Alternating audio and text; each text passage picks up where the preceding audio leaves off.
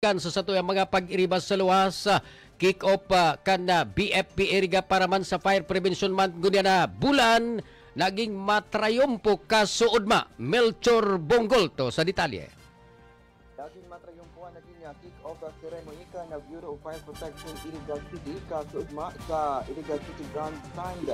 Napigatundiran kan mga manlain-lain na ahensya asin na organisasyon ka na syudad arog ka na PNP, BGMP, CDRMO, DepEd, mga barangay officials asin iba pa. Suportado man kan lokal na gobyerno kan na syudad ang naging programa sa panginunot ni Mayor Rex Oliva, Vice Mayor Edsel Di Maywata, asin kan sangguniang panglungsod. Ang naging sentro kan na programa ayuan mataanan nin doon ang paglikaya sa manlain-lain na insidente, lalo na sa kasulo. Kasunod ka nagdadangadang na summer season na apwera padigdi, nagkaigwaman ni na motorcade sa syudad.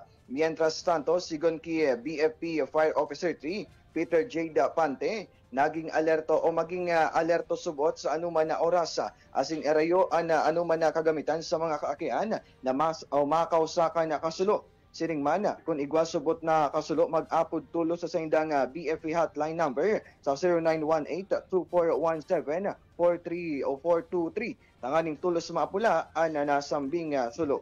Para sa 96.7 Rinconada News FM, ini si Melchor Bonggol to, nagbabalita ng tapat, naglilingkod ng sapat.